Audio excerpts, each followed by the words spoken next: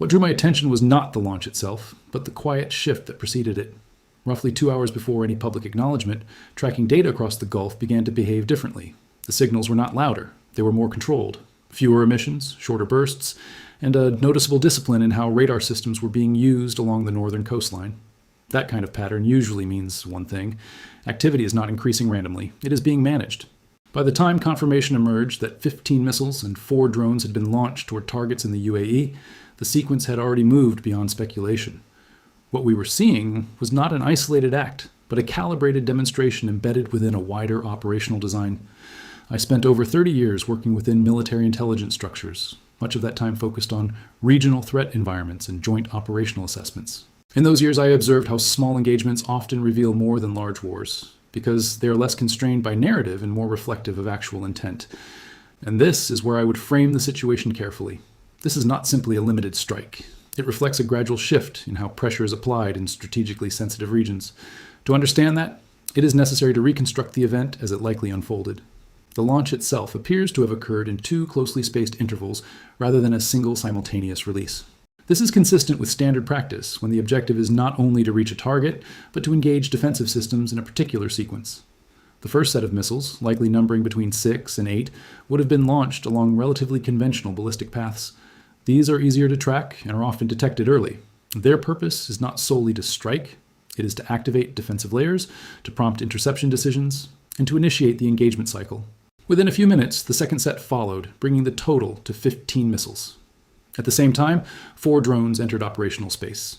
These drones would have been traveling at lower altitudes and slower speeds, presenting a different type of challenge for detection and interception systems. When viewed together, this creates a layered environment. High-speed ballistic threats from above and lower, less predictable aerial platforms from below. The defensive system must now divide its attention, not just across multiple targets, but across different types of targets requiring different response profiles. The total duration of the engagement window would likely have been between 15 and 20 minutes from initial detection to final interception. That may seem brief, but within that time frame, a significant number of decisions must be made. Identification, classification, prioritization, and engagement all occur in rapid succession, and each stage introduces a small delay. Those delays are not failures in themselves. They are inherent to the system. However, when multiple inputs are introduced in a carefully timed sequence, those delays begin to accumulate. It is important to clarify that available reporting suggests that the majority of incoming threats were intercepted. In operational terms, that indicates that the defensive systems performed within expected parameters. But performance within parameters does not necessarily mean that the system was comfortable or unconstrained. There's a distinction between absorbing an event and being tested by it. That distinction is worth examining. When events like this occur, the immediate tendency is to assess whether the technology functioned as intended. Interceptors launched, targets tracked, threats neutralized. On the surface, that appears to answer the question. However, the deeper issue lies elsewhere. The challenge here is not rooted in the capability of the systems, but in the assumptions that govern how they are used. Modern air defense relies heavily on predictive models. These models prioritize threats based on speed, trajectory, and projected impact. Under normal conditions, this approach is highly effective. It allows systems to allocate resources efficiently and respond in a structured manner.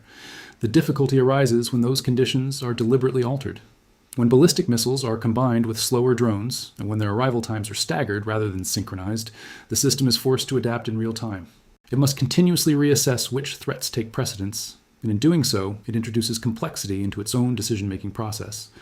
This is why it becomes necessary to reconsider the nature of what occurred. It would be inaccurate to describe it as a technological failure.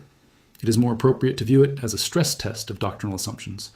On paper, defensive systems are designed to handle multiple incoming threats. In reality, the effectiveness of that capability depends on how closely real-world conditions align with the scenarios for which the system was optimized. In this case, those conditions were adjusted in subtle but meaningful ways. To understand the mechanics behind this, it helps to briefly consider the technologies involved. Ballistic missiles operate along trajectories determined by their initial launch parameters. While modern variants can incorporate limited maneuvering during their descent, their general path remains predictable enough for interception systems to calculate potential impact points. Drones, on the other hand, introduce a different set of variables. They travel at lower speeds and altitudes, making them less visible to certain radar systems until they are relatively close. Their advantage lies not in speed, but in persistence and flexibility. When these two types of systems are employed together, they create a layered challenge. Interceptors must be allocated to high-priority ballistic threats, while still maintaining coverage against slower-moving aerial platforms. In practical terms, this stretches the system, not to the point of collapse, but to the point where efficiency begins to decline. This brings us to the broader context in which the event occurred.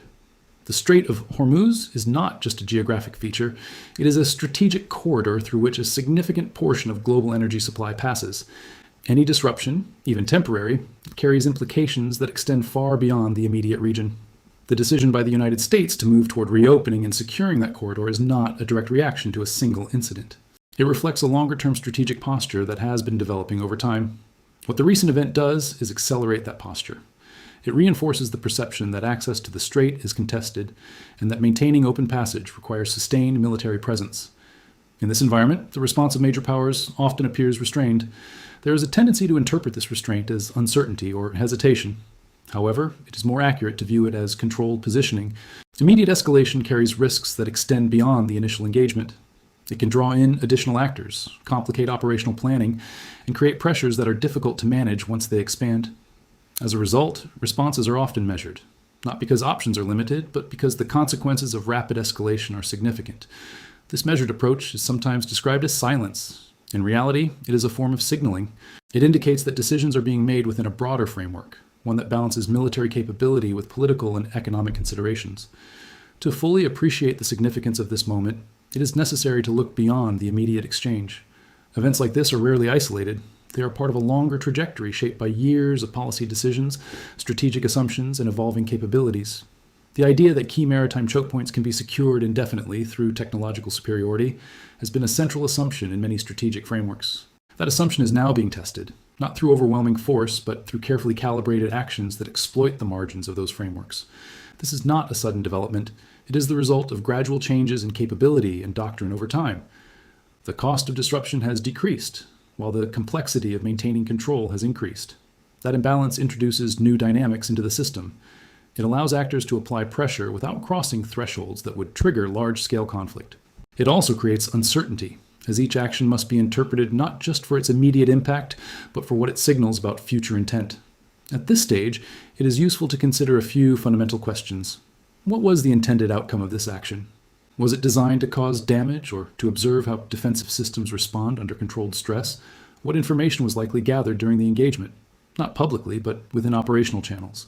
And finally, how will this influence future decisions, both in terms of defensive posture and strategic planning? These questions do not yield immediate answers, but they frame the issue in a way that moves beyond surface-level interpretation. From a broader perspective, this event highlights a recurring pattern in military history. There is often a gap between capability and application. Technological systems evolve rapidly, but the doctrines governing their use adapt more slowly. When that gap becomes significant, real-world events begin to expose it, not dramatically, but incrementally. Each incident contributes to a gradual reassessment of assumptions. Over time, those reassessments lead to changes in how systems are deployed and how strategies are formulated. What we are observing now fits within that pattern. It is not a decisive moment in isolation, but it is part of a larger process. A process in which established ideas about control, access, and deterrence are being revisited. As this process continues, the balance between different forms of power will also shift. Not necessarily in a single direction, but in ways that reflect the evolving nature of conflict. The role of regional actors, the influence of external powers, and the interconnectedness of economic systems all contribute to this complexity. In such an environment, clear outcomes are rare. What matters more is understanding the direction in which things are moving. And that brings us to a final consideration. It is easy to focus on what might happen next, possible responses, potential escalations, hypothetical scenarios. Those are important, but they are not the central issue. The more important question is why the current situation developed in the way that it did. What assumptions were made, and which of those assumptions are now being challenged? Understanding that provides a more durable insight than any short-term prediction. It also allows for a more informed discussion, not one driven by immediate reactions, but one grounded in a deeper examination of the factors at play. If there is value in this kind of analysis, it lies in extending that discussion, not to reach quick conclusions, but to consider the broader implications, because what we are seeing is not simply an event.